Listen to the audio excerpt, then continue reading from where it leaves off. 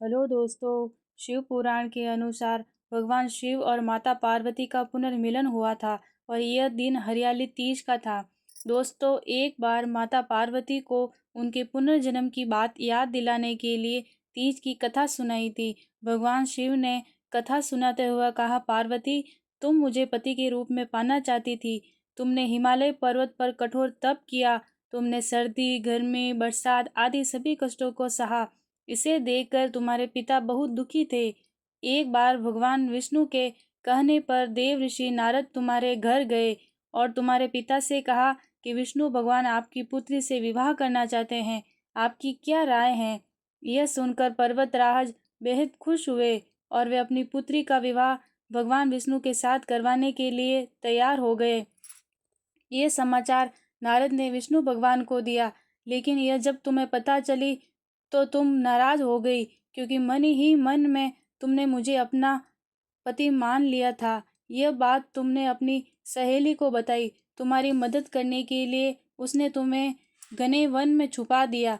यह वन ऐसा था जहाँ तुम्हारे पिता कभी नहीं पहुँच सकते थे। इस वन में तुम लगातार तप करती रही। पर्वतराज तुम्हारे ना मिलने से परेशान थे।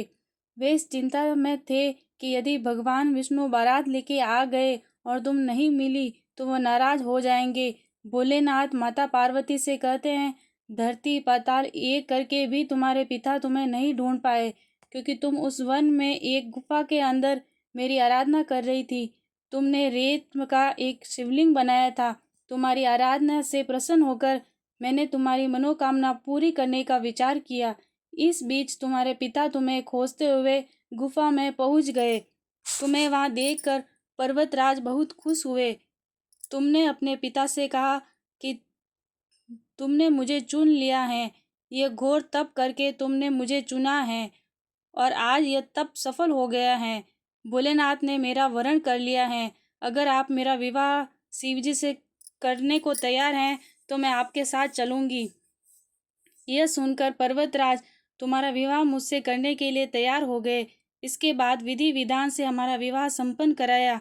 हे पार्वती, जिस तरह तुमने ये कठोर तप किया और हमारा विवाह संपन्न हुआ, उसी तरह यदि कोई स्त्री इस हरियाली तीज का व्रत पूरी श्रद्धा और पूरी निष्ठा से करेगी, उसे मैं मन वांछित वर प्रदान करूंगा और अखंड सौभाग्यवती का वरदान दूंगा। हे भोलेनाथ, इस कहानी को कहते, सुनते, होकार भरते सब पर कृपा करना। दोस्तों, श्रवण मास के शुक्ल पक्ष की तृतीया तिथि को हरियाली तीज मनाई जाती है। धन्यवाद।